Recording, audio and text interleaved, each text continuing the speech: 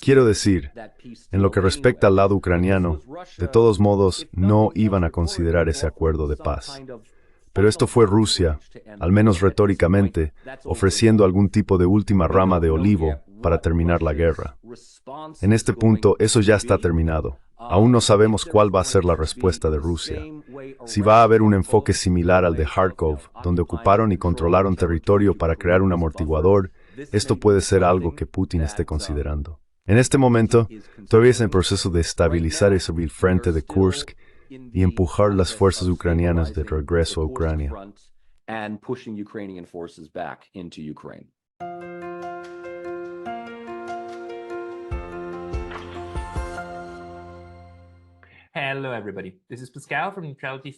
Hola a todos.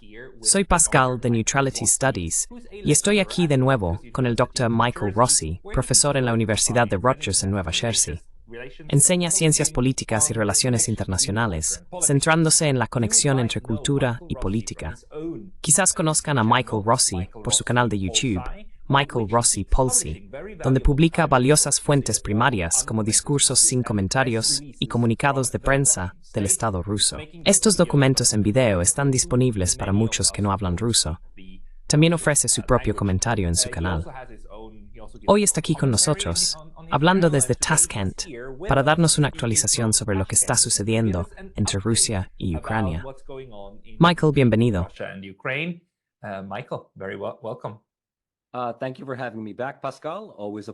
Gracias por invitarme de nuevo, Pascal. Siempre es un placer hablar contigo. Estuvimos intercambiando algunos correos electrónicos y decidimos que deberíamos discutir la situación, porque estás monitoreando de cerca los medios de comunicación rusos. En este momento, está sucediendo mucho. Hemos visto la incursión de Ucrania en la región rusa de Kursk, donde todavía hay algunas tropas presentes. También hubo un artículo en el New York Times sobre los reclutas tomados como prisioneros, sobre el cual comenté ayer. Me parece bastante preocupante que el New York Times haya publicado eso. Mientras tanto, la guerra en Ucrania continúa y parece que los rusos han tomado el control de algunas áreas. ¿Podrías darnos un resumen de lo que ha sucedido en los últimos días?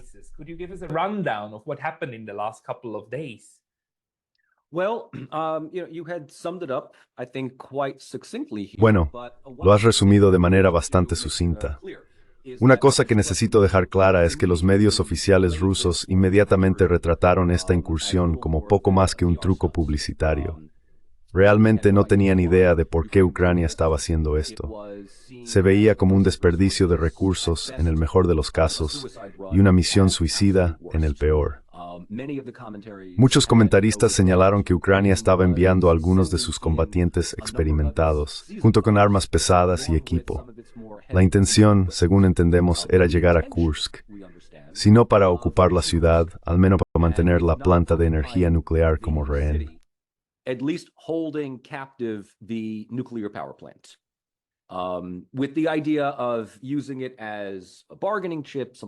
La idea era usarlo como moneda de cambio, algún tipo de ventaja en cualquier conversación futura con Rusia.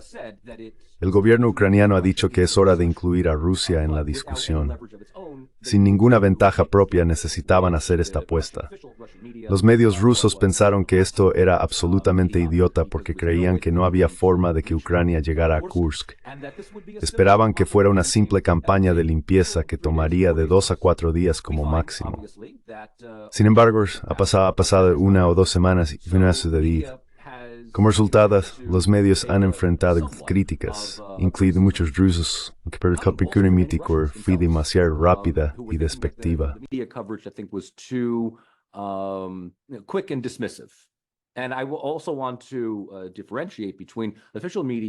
También quiero diferenciar entre las fuentes de medios oficiales y los diversos canales de Telegram que sigo.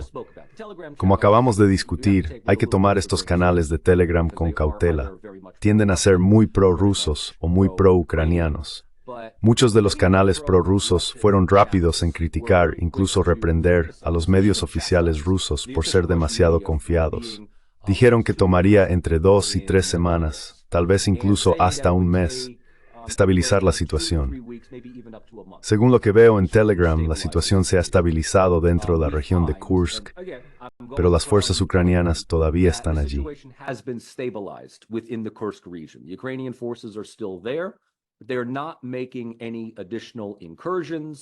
No están haciendo incursiones adicionales. Mientras tanto, las fuerzas antiterroristas rusas, junto con las tropas Akhmat de Ramzan Kadyrov, están tratando de rodearlos de manera efectiva.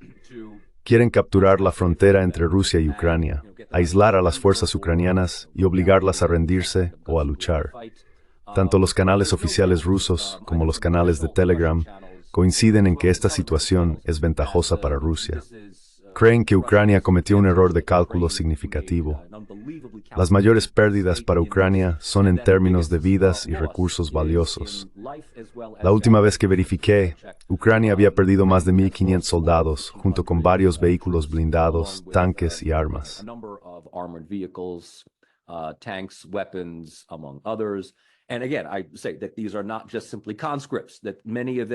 Muchos de estos no son solo reclutas, son combatientes experimentados. Esto agota los refuerzos de Ucrania en sus propios campos de batalla. Inicialmente se entendía que Rusia retiraría sus tropas del lado ucraniano para reforzar y estabilizar el lado de Kursk. Sin embargo, eso no ha sucedido. Hubo algún reajuste de fuerzas, pero Rusia continúa avanzando en Ucrania, específicamente alrededor de Donetsk y Luhansk. Más temprano hoy, Nueva York fue capturada. En la ciudad clara Pokrovsk, en Luhansk, Rierwerma y Nunasmor.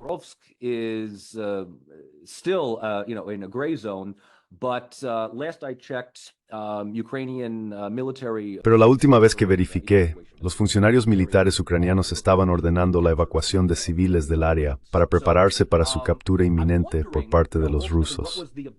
Así que me pregunto, ¿cuál fue el objetivo principal de Ucrania al hacer esta incursión?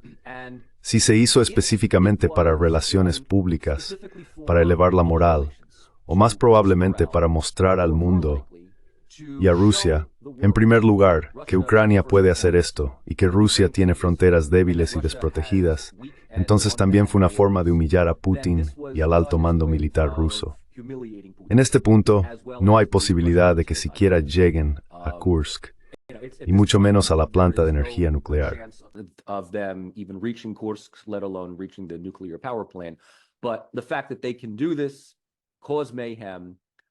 Pero el hecho de que puedan hacer esto, causar caos y seguir allí con éxito después de 2 semanas, continuando con tácticas de golpe y fuga, muestra que pueden ser una espina en el costado de Rusia. Si se retiran, otro punto a considerar es que esto podría suceder en otras áreas. Podrían hacer esto en Bielorrusia o Kaliningrado si fuera necesario. Podrían avanzar más en varias otras ubicaciones. Si ese es el caso, Ucrania no está tan indefensa o fragmentada un perembre. Sin embargo, esta es una estimación muy más estimada, mucho objetivo final y original, y el impulso se ha perdido por completo.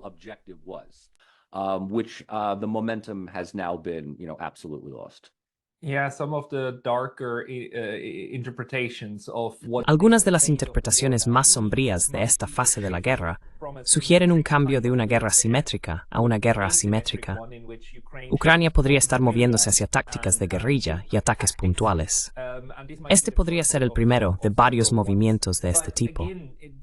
Sin embargo, el hecho de que Ucrania se esté quedando sin personas es un factor significativo que requiere algún cambio. Incluso si hubiera más armas de Occidente, e incluso si Occidente promete más, la situación política es tal que Occidente dice que no enviará tropas sobre el terreno.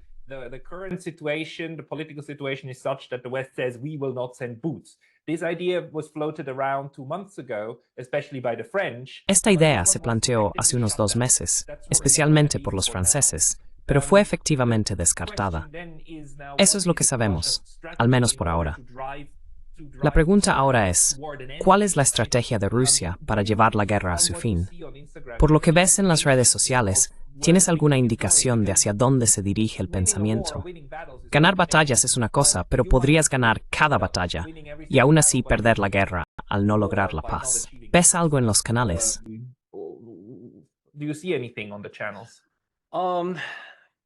The Telegram channels still Los canales de Telegram continúan enfatizando en mantener el impulso actual. Creen que eventualmente se resolverá la incursión en Kursk. Todavía se están logrando avances del lado ucraniano. Sin embargo, no ha habido cambios en los frentes de Zaporozhye y Kherson, que han llegado a un punto muerto. Todavía hay avances notables en Donetsk y Lugansk, siendo Donetsk particularmente significativo. Donetsk is really the big one.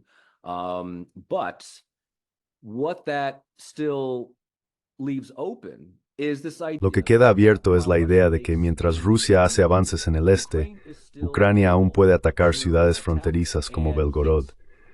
Pueden recurrir a más tácticas de guerrilla, como mencionaste, y estoy de acuerdo contigo. Incluso podrían usar estrategias kamikaze, que podrían incluir atacar la planta nuclear de Zaporozhye o realizar ataques con drones contra Kursk. Library 6 en lo que queréis llamar drusinnes y fistoes fronteras. Tenemos que recordar erudivostis basti. Along those border areas. Now we have to remember, Russia is vastly huge, and this is little more than a pinprick within. Y sabes, esto es más que un problema menor dentro de Rusia. La respuesta entre los ciudadanos rusos ha sido participar activamente en la asistencia humanitaria, proporcionando ubicaciones temporales para esos civiles rusos desplazados por las fuerzas ucranianas. Esto puede llevar a algunos alistamientos adicionales en el ejército. Muy bien podría suceder. Sin embargo, no ha habido ninguna discusión dentro del círculo íntimo de Putin sobre aumentar la movilización. En Gobernador, por ver Rusia, al menos externamente, es simplemente mantener el statu quo. Esto es revés, pero es sucede en la guerra, casi se esperaba. This is what happens in warfare. I mean, this was almost to be expected. And so this is still within the framework of, Y así, esto sigue dentro del marco de estabilidad militar en lo que respecta a Rusia. Si esta situación se resuelve en una semana más o menos, podríamos ver que no fue más que un pequeño contratiempo. Si Ucrania continúa enviando fuerzas a la región, incluso si es solo para mantener ciertas ciudades, similar a como Rusia mantiene muchas dentro de Ucrania, esto podría demostrar a Occidente, específicamente a la OTAN, que Ucrania no está derrotada. Como dice su himno, Ucrania aún no ha sido vencida. Ucrania posiblemente tiene una ventana de relevancia que se está cerrando, especialmente con las próximas elecciones en Estados Unidos. The election in the United States is coming up, and it's amazing how much global politics revolves around. Es increíble cuánto giran las políticas globales en torno a las elecciones en mi país. Si Trump gana, y también tengo que mencionar el cambio interno en los Estados Unidos, con Biden siendo obligado a salir y Kamala Harris entrando, sus posibilidades han pasado de una victoria casi segura a, diría yo, un 50-50 en este momento. Pero todavía tiene una buena oportunidad de ganar. Si eso sucede, el tema de Ucrania podría ser relegado a la página 6 en los periódicos. Zelensky lo sabe. Syrskyi lo sabe, el gobierno ucraniano lo sabe, así que quieren hacer un espectáculo, quieren hacer un impacto para demostrar que todavía son relevantes y pueden luchar.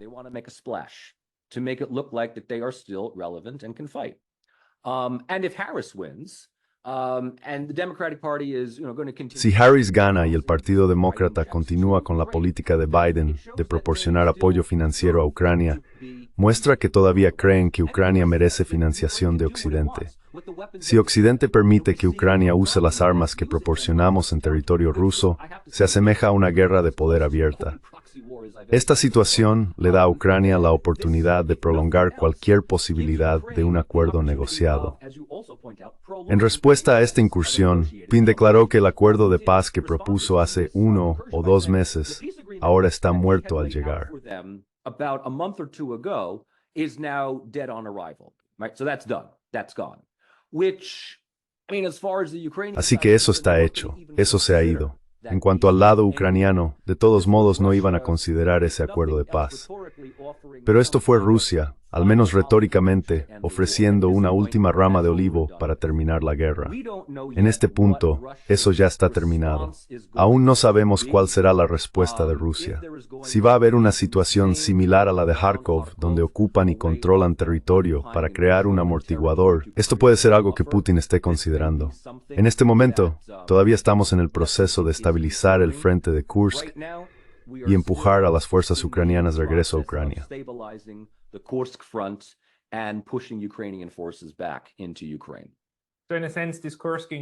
En cierto sentido, esta incursión en Kursk también fue la quema de la rama de olivo, o lo que sea que haya sido. Es como decir, no Rusia, vamos a luchar por esto. ¿Lo interpretas de esa manera? ¿O podría terminar siendo simplemente algo tonto?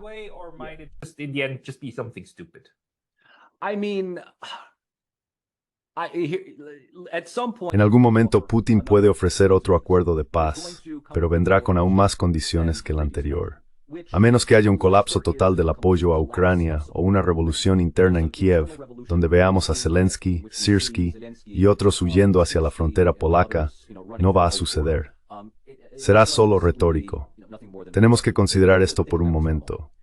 Los términos de paz de Putin efectivamente exigen la reducción del territorio ucraniano. Estos son términos de paz del siglo XIX a los que Occidente se opone absolutamente.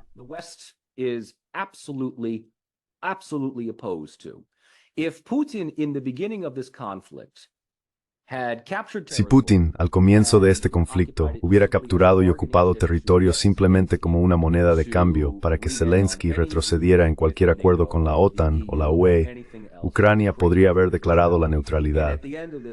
Al final de esto, el territorio sería devuelto a Ucrania, manteniéndola intacta. Crimea es un tema diferente. Occidente podría haberlo presionado para seguir adelante con este plan en algún momento. Crimea siempre fue un punto conflictivo porque significaba que Ucrania tenía que renunciar a cualquier reclamo control sobre Crimea. Como discutimos anteriormente, ningún Estado cede territorio voluntariamente de esa manera. Por ejemplo, Serbia todavía reclama Kosovo. Serbia is still laying claim to Kosovo. Why should Ukraine, not lay claim, to Crimea? ¿Por qué Ucrania no debería reclamar Crimea? Ahora, con la adición de Donetsk, Lugansk, Zaporilla y Gerson, no hay absolutamente ninguna manera de que cualquier gobierno en Kiev firme esto, a menos que enfrenten una derrota total en la guerra. Occidente ha desestimado a Putin como nada más que una amenaza militar e invasor con delirios de grandeza. Para ellos, esto ni siquiera está sobre la mesa. Cualquier acuerdo de paz o propuesta final que Occidente presente no estoy distante de with cambios ranks towards para Ucrania. No hay ningún apoyo para que Zaporilla y Gerson sean incluidos.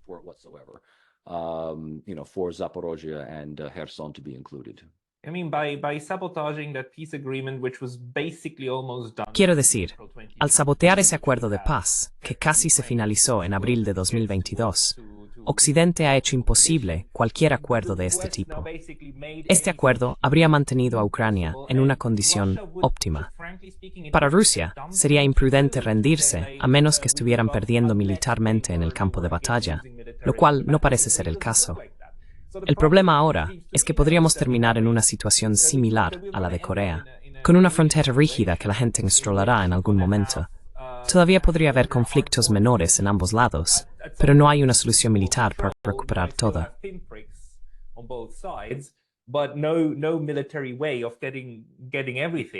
Ambos lados reclamarán este territorio, y esto continuará envenenando a Europa en el futuro previsible, posiblemente durante nuestras vidas. Podría ser que ahora estemos viendo el sueño de los neoconservadores hacerse realidad, prolongar la agonía de Ucrania y asegurar que Rusia continúe sangrando durante unos 20 años a cambio de ocupar esos territorios. Hillary Clinton habló de esto abiertamente. Esta sería una estrategia natural, especialmente considerando cómo la Unión Soviética fue expulsada de Afganistán. La idea es mantener el conflicto a fuego lento, a bajo costo, continuando infligiendo daño.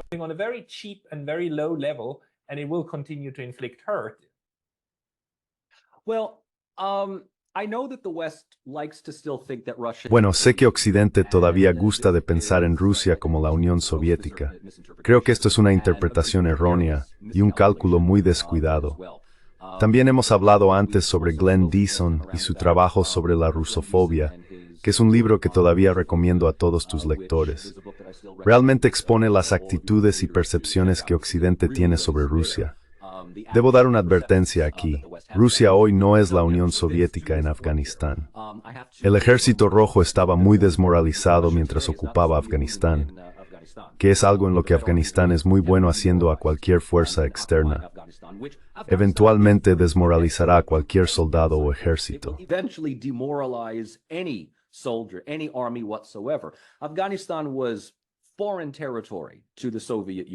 Afganistán era un territorio extranjero para la Unión Soviética. Ucrania tiene un valor cultural, histórico, moral y emocional para Rusia. Esto no justifica mayores reclamos territoriales rusos ni nada por el estilo. Sin embargo, es una guerra fraternal entre dos países, con personas involucradas en ambos lados. Es una cuestión de orgullo y honor. Rusia no va a ser desangrada tanto como Occidente quisiera creer, especialmente porque la economía rusa ahora está creciendo y expandiéndose. Ha logrado transformarse con éxito en una economía de guerra. Sus combatientes militares todavía están compuestos en gran medida por organizaciones privadas y voluntarios.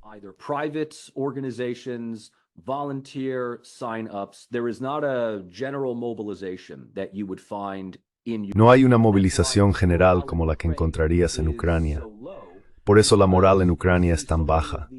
Muchos soldados eran solo civiles hace una semana, atrapados en el lugar equivocado en el momento equivocado. Fueron recogidos por reclutadores militares, metidos en una furgoneta y enviados al frente. No tienen un interés personal en la lucha. La moral es comparativamente mucho más baja que en Rusia. En Rusia, la moral es alta. Todavía se están ganando territorios. La economía de Rusia está operando casi independientemente de todo esto. Pueden permitirse el escenario que imaginaste, que es un conflicto congelado con una frontera dura.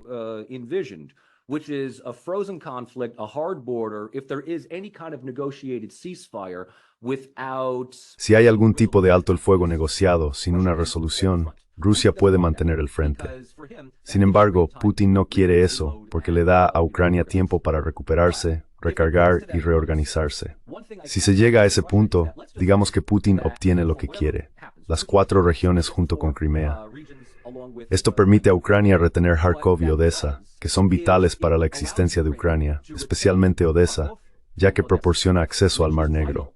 Sin embargo, habrá intransigentes en Rusia, los halcones de la guerra, que pueden criticar a Putin por detenerse antes de dar el golpe final.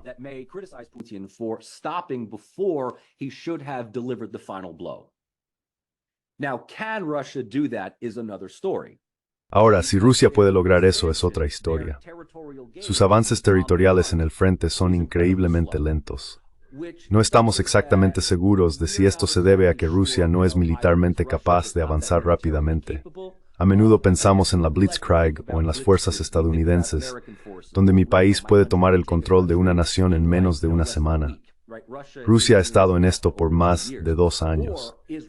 Alternativamente, está Rusia avanzando deliberadamente, de manera lenta y constante, utilizando un desgaste de las fuerzas de Ucrania hasta que estén tan agotadas que acepten cualquier cosa. Esta estrategia es algo muy reservado dentro del Ministerio de Defensa ruso.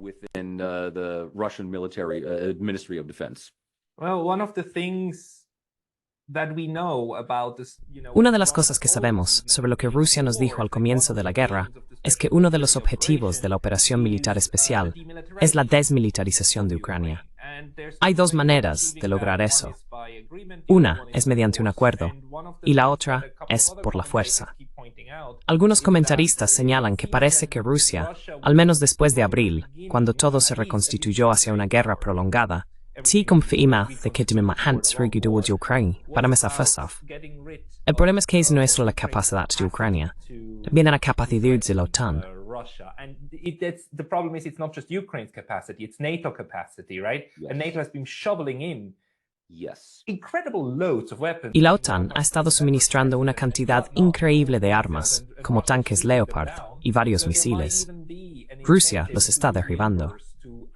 Incluso podría haber un incentivo para hacer lo contrario, para afganizar Ucrania, pero desde la perspectiva de la OTAN. Cuantas más armas envíe la OTAN, más derribarán los rusos, potencialmente desmilitarizando no solo a Ucrania, sino también a la OTAN.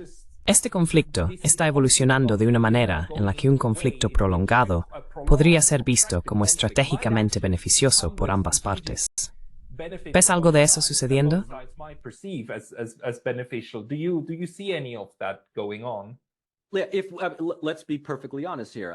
Seamos completamente honestos aquí. La supervivencia de Ucrania en este momento se debe casi por completo a la OTAN, especialmente a los Estados Unidos. Eso no quiere decir que Ucrania colapsaría completamente sin ellos, pero ciertamente se verían obligados a una posición difícil. Como señalaste, dentro del primer mes de la guerra, Ucrania estaba lista para firmar un acuerdo, los acuerdos de Estambul. Luego Boris Johnson intervino y efectivamente dijo, no hagas eso todavía. Memory noches en están esperando que aumenten sus existencias militares. Inversión. It's a good investment. I mean, some of my less Algunos políticos menos reputables han sugerido incluso que es una estrategia fantástica porque no perdemos a ninguno de nuestros soldados. Nuestro dinero se destina a que otros luchen y maten a rusos, y podemos continuar esto indefinidamente.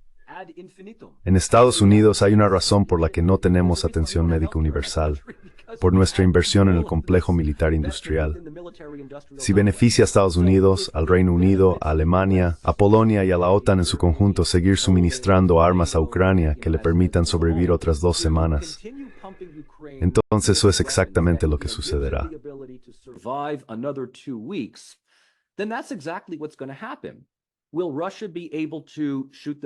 ¿Podrá Rusia derribar los misiles o capturar los tanques? Probablemente. Pero lo que esto nos lleva a considerar es que la única manera de desgastar a Rusia desde Occidente es a través de una guerra de desgaste larga y prolongada. Esto podría ser económico, similar a lo que sucedió en la década de 1980, lo que llevó al colapso interno de la Unión Soviética. El enfoque de Reagan fue llevar a la bancarrota a la Unión Soviética. El capitalismo puede pedir dinero prestado como si no hubiera un mañana, mientras que el comunismo no puede. Así que la estrategia fue gastar más que Rusia en gasto militar. Gorbachev tuvo que responder de la misma manera, y todo el sistema colapsó.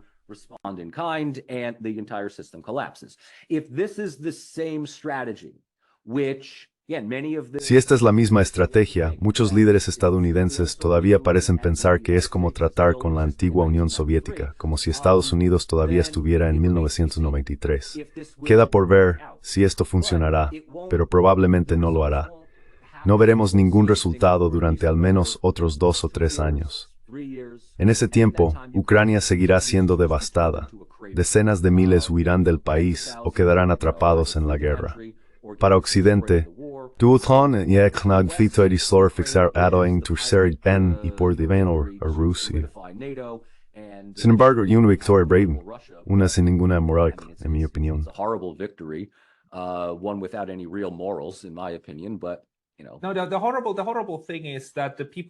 Lo horrible es que las personas en Occidente que gritan más fuerte sobre querer salvar a Ucrania están dispuestas a sacrificar tantos ucranianos como sea necesario. Las mismas personas que insisten en que debemos hacer todo para ayudar a Ucrania también dicen que deberíamos considerar enviar a los hombres ucranianos de regreso para servir a su país. Es asombroso y repugnante hasta qué punto están dispuestos a prolongar esta guerra. Esto nos deja con la pregunta que discutí con Glenn Deason hace 2 semanas. ¿Cuál es la contraestrategia? Especialmente si asumimos que esta estrategia perjudica más a los rusos, y son ellos quienes quieren desescalar la guerra, similar a como Estados Unidos llegó a una resolución con Japón.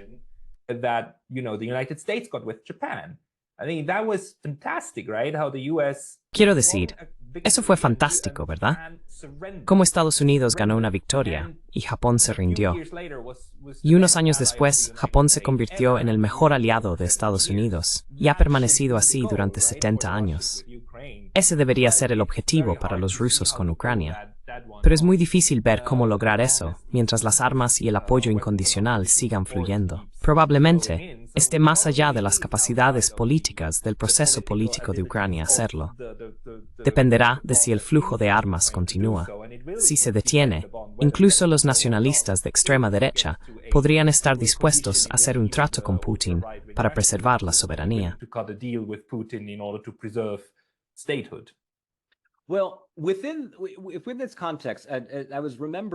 Bueno, en este contexto recordé un artículo escrito a principios de los años 90 por James Fearon. No recuerdo el título exacto, pero se centra en problemas de compromiso o cuestiones dentro de la política exterior. El punto principal es que países como Estados Unidos, especialmente los estados liberales que operan bajo principios liberales, buscan salvar al mundo de la tiranía. Es muy difícil para ellos cambiar de rumbo de repente. Y pasan a referir a small to unirse a la OTAN y luchar contra el expansionismo ruso, hacer un trato de repente. Simplemente no sucede.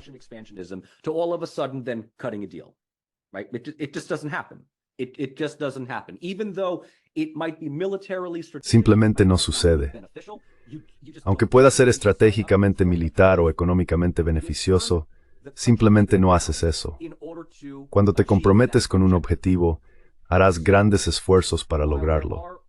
Hay quienes en Rusia y algunos del lado prorruso creen que todo lo que se necesita es desgastar la determinación de Ucrania, un cambio de liderazgo o un evento significativo para que Occidente cambie su estrategia.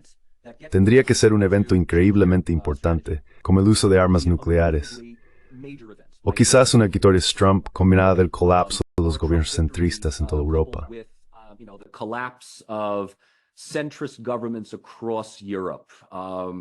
Macron is out, Mélenchon comes in. Sabes, Macron sale, Mélenchon entra y el AfD gana poder. El gobierno de Starmer colapsa completamente en el Reino Unido. Todo lo que te queda son Polonia y los 3 estados bálticos dispuestos a luchar, y nadie más está dispuesto a hacerlo. Para que eso suceda, tendría que haber una gran revolución sistémica dentro de Europa y la OTAN.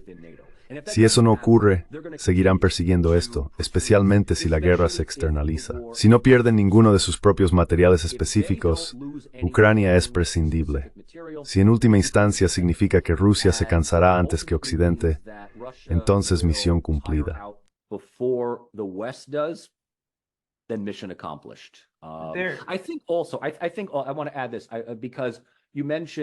Quiero añadir algo porque mencionaste Japón. También estaba pensando en Vietnam. Estados Unidos podría haber continuado la guerra de Vietnam durante el tiempo que fuera posible, pero finalmente fue Nixon quien dijo, ok, no podemos ganar. Es muy difícil para Estados Unidos admitir la derrota. En Afganistán, la narrativa era que logramos nuestros objetivos originales hace 20 años al sacar a Al-Qaeda de Afganistán. Pero si vas a manipular, necesitas ser más efectivo.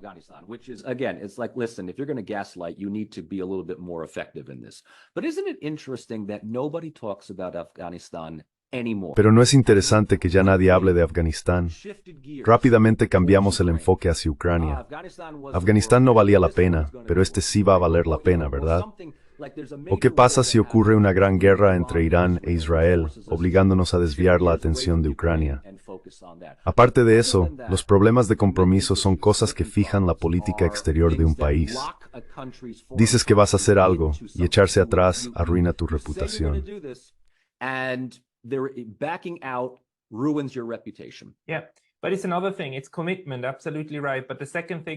Sí, pero es otra cosa. Es compromiso. Absolutamente correcto. Pero la segunda cosa es lo que acabas de mencionar, y eso es atención. Mientras la atención pueda centrarse en un punto, el incentivo de reputación para no abandonar una política fallida es muy alto. La guerra en Ucrania básicamente se convirtió en el próximo Afganistán y lo eclipsó por completo. Aunque Afganistán estaba en una situación desesperada, que todavía lo está, también eclipsó al COVID, que terminó, ¿verdad?, En 2020 y 2021 no había capacidad para centrarse en una guerra porque estábamos ocupados con otra, la guerra contra el COVID. En el mismo sentido, ahora está este factor en el Medio Oriente y todavía estamos esperando la respuesta de Irán. We're still waiting for the response of Iran, and there are reports that Russia is actually helping Iran. Hay informes de que Rusia está ayudando a Irán con sistemas de defensa antimisiles y otro apoyo militar. Irán está aumentando su capacidad para librar una guerra con Israel y, por extensión, con Estados Unidos, aunque ese conflicto sería muy diferente. Una cosa está clara, Estados Unidos no estará dispuesto a sacrificar a Israel de la misma manera que estuvo dispuesto a gastar recursos en Ucrania.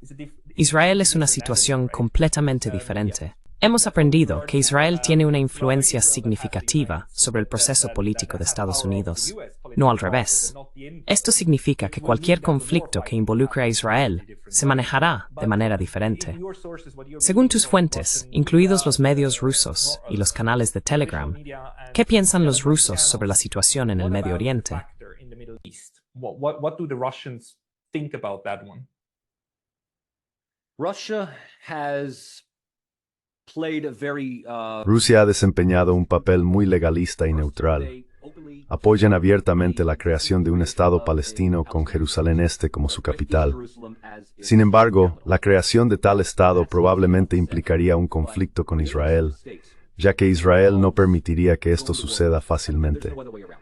Plantearían preocupaciones sobre sus colonos, a lo que el resto del mundo podría responder de manera despectiva. Pero este escenario es poco probable porque Estados Unidos lo impediría. Es difícil determinar quién controla a quién en esta situación. Parece ser una relación simbiótica, donde Israel sabe que cuenta con el apoyo de cualquier posible ganador en las próximas elecciones de noviembre. From anyone who's going to win in November. If it's Trump, Netanyahu can. Si es Trump, Netanyahu podría buscar una solución final para los palestinos. Si es Harris, habrá más moderación, pero no una presión real sobre Israel. Podría haber algunos gestos retóricos, pero más allá de eso, Netanyahu, el gobierno israelí y la élite política israelí saben que están protegidos por Estados Unidos. Como señalaste, si estalla una guerra, Estados Unidos se involucrará. Puede que no pongan tropas sobre el terreno, pero defenderán a Israel hasta el final. Hay dos países a los que Estados Unidos dará apoyo absoluto y positivo, sin restricciones en el mundo: el Reino Unido e Israel. No hay duda al respecto. Para todos los demás países, hay una fecha de caducidad en ese apoyo.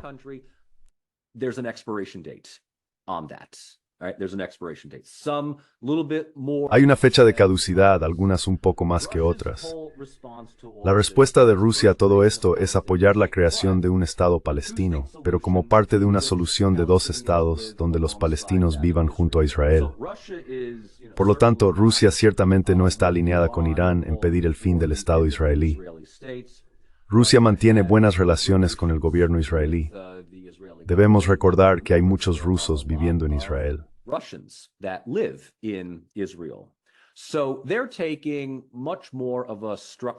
Entonces, están adoptando un enfoque más estructural hacia el Medio Oriente.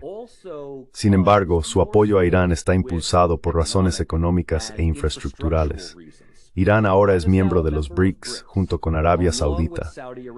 Tendemos a olvidar esto, ¿verdad? A menudo pensamos que los estados del Golfo y los estados árabes se alinearán con Israel y los Estados Unidos, pero no tanto como solían hacerlo.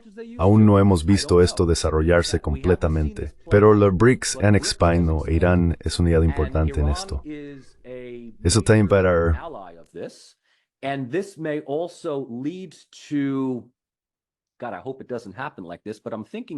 Espero que no suceda así, pero cada vez pienso más en cómo las redes de alianzas se están formando de manera similar a cómo lo hicieron alrededor de 1914.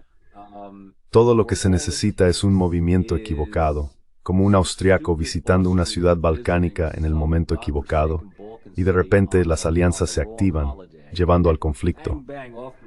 ¿Podría esto arrastrar a Rusia a un conflicto en el Medio Oriente? ¿Y qué hay de China? Ni siquiera hemos discutido la posible participación de China, o lo que Estados Unidos podría hacer en términos de guerra económica. ¿Y cómo podría Taiwán influir en la ecuación si algo escala en el Medio Oriente o con China?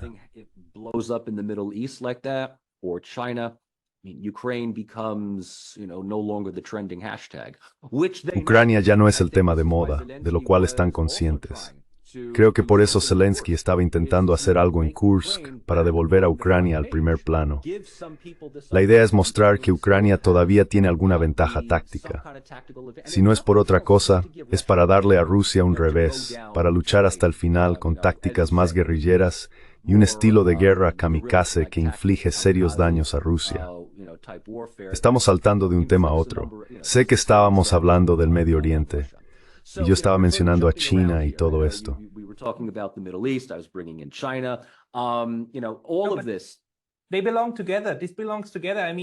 Están interconectados. Esta situación está interconectada. Por desafortunado que sea, nos estamos acercando a una guerra mundial. No una que estalle de golpe, sino gradualmente, similar a la Segunda Guerra Mundial. No se convirtió en una guerra mundial inmediatamente en 1939. De 1939 a 1941 fue principalmente un conflicto europeo. Se expandió más tarde debido a las acciones de Japón. Entonces, mi pregunta es si Rusia podría tener un interés estratégico en ver a Irán involucrarse en un conflicto. Podrían verlo como una forma de tomar represalias contra los estadounidenses. ¿Has oído algo sobre eso? Espero que no.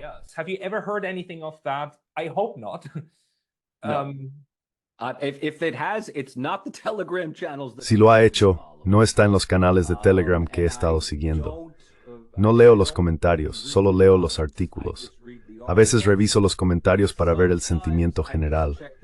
Las secciones de comentarios suelen estar llenas del tipo de personas más beligerantes, pero estos son solo comentarios de usuarios comunes de Telegram. Así que no hemos llegado a ese punto todavía, y espero que nunca lo hagamos.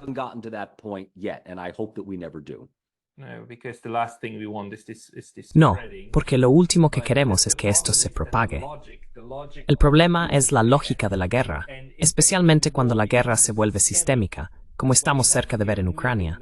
Si el desgaste del oponente se convierte en algo que ambas partes desean, podrían mantenerlo por propósitos mutuamente beneficiosos. Es una situación enfermiza, pero puede suceder.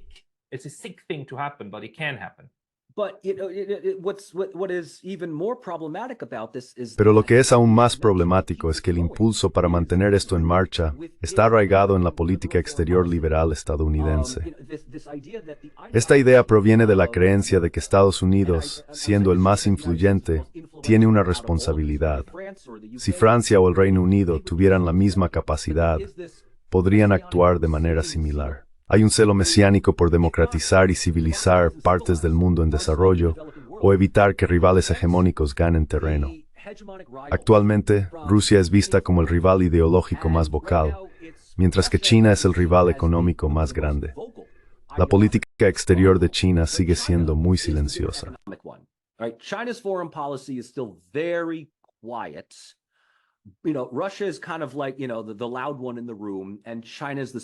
Rusia es como el ruidoso en la sala y China es el dragón dormido. Ambos países se han acercado más y cualquier esfuerzo de Estados Unidos por separarlos ha fracasado. No hay forma de evitar eso. Tienes toda la razón al decir que podríamos ver una serie de conflictos que involucren a Estados Unidos, la OTAN y el Reino Unido. Esto se debe a su deseo de mantener el impulso ideológico. Si nos retiramos de Ucrania, Rusia gana. Si nos retiramos de Taiwán, China gana. Si nos retiramos de Israel, Irán gana. No podemos permitir que eso suceda.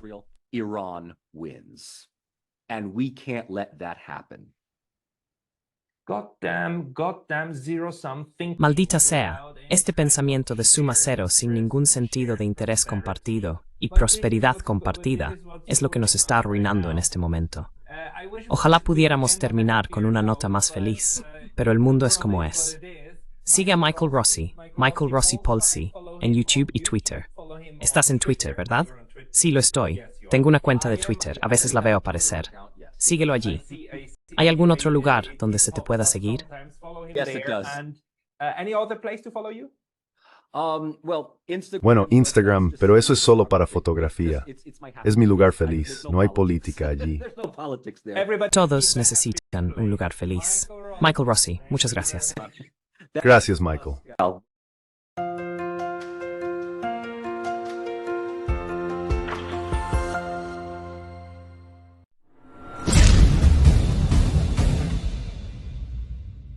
Si valoras nuestras traducciones, por favor considera apoyarnos en Patreon.